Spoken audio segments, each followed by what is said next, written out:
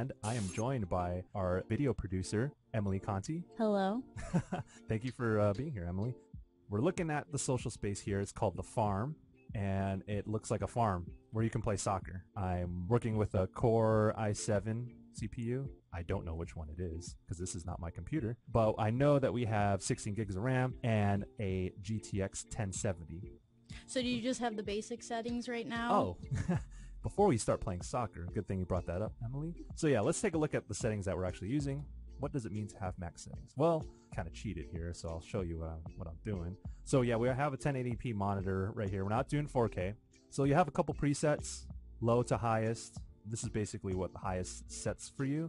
Except for anti-aliasing right here, MSAA is being worked on currently. Bungie said not to use it because it's still in the works. So we'll use SMAA. This is a little cheating right here. So render resolution, which is super sampling. I set it to 133%, which essentially gives us 1440p since we're going off of 1080p.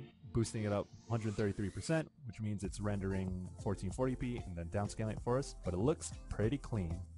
And what does SMAA stand for again? Subpixel morphological anti-aliasing. Kind of a balance between full-on anti-aliasing where it detects edges of all these objects and kind of gets rid of the aliasing. Some of the faster techniques that don't take as much from your hardware. It looks nice. It's not the greatest method, but it helps. But I did boost super sampling or render resolution a little bit to clean up the picture a little bit so we can see things in much finer detail.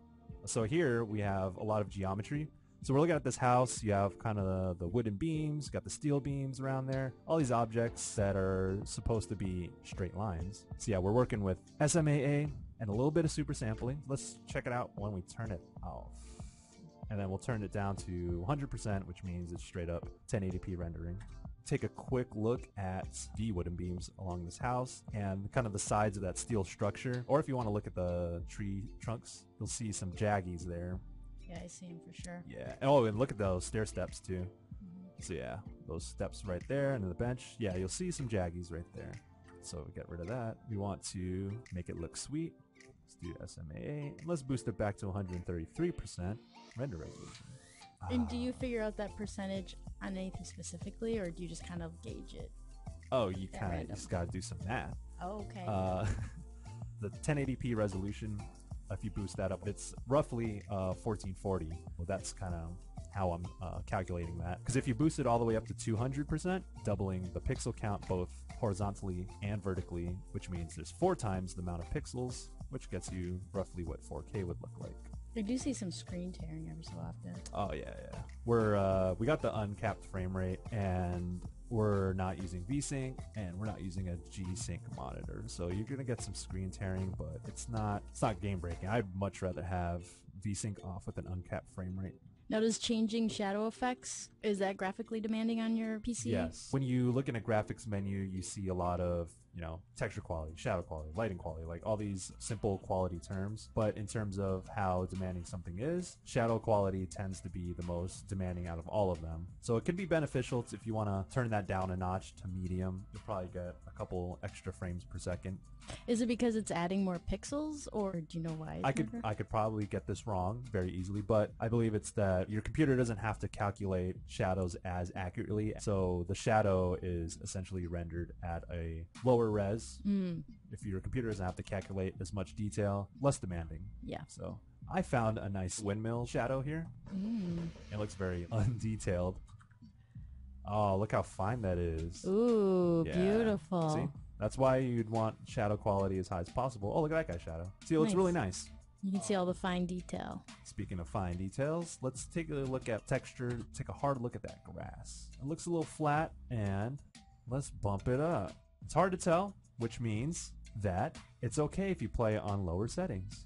What are the primary graphic settings that you would change if you're going to play campaign? So if I'm playing in campaign, or if I'm playing like a PvE where I'm not really competitive with other people, I'd like to crank everything up as much as possible.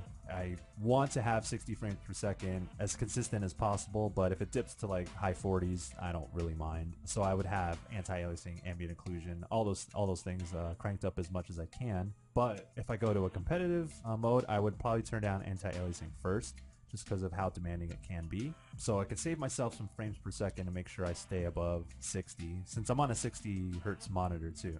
Oh yeah, let's turn off chromatic aberration and film grain. So it's just taxing on your system, and there's no point really. It doesn't. I don't think it doesn't affect your system performance. Actually. Oh, okay. I don't see any point in using it, but if that's your thing, by all means, do it. So purely stylistic and doesn't affect you one way or another. Yeah. If you really want to know how these things work, you should check out our video on ambient occlusion. If you're interested in anti-aliasing, check out our video on anti-aliasing. We've done so many of those, Emily. Like, yo, we got the whole thing for you. Yep. Full education. Yeah. We hand out college degrees and everything. No, we don't. Don't lie on videos, man. So normally when you go into the menu, you won't see 3D as an option. It's exclusively a Destiny 2 feature. This is the first time I've seen it as that. Okay. So I don't know if it's like proprietary tech that's exclusive to either Nvidia or Bungie or anything. But it is the first time I've seen it as the name of the option. Let's check out this ambient occlusion real quick. Nightmare. And let's bump this up to the 3D setting. Oh, so yeah, if you look under that box right here, this box, you'll get a little bit more detail around the edges, as if it's what's up, man? Oh, thanks. Yeah, you'll get a little bit more detail, as like you'll get darker areas where light shouldn't be, so it'll look more realistic. Sometimes that stuff's not tied to the shadow setting. And then with max settings, you haven't really seen a big performance issue, right? You only saw maybe the difference of a couple frames per second. Yeah, the social space is a lot bigger. It's a lot more expansive. We might get frame dips. Again, I'm using super sampling, SMAA, but that's to be expected.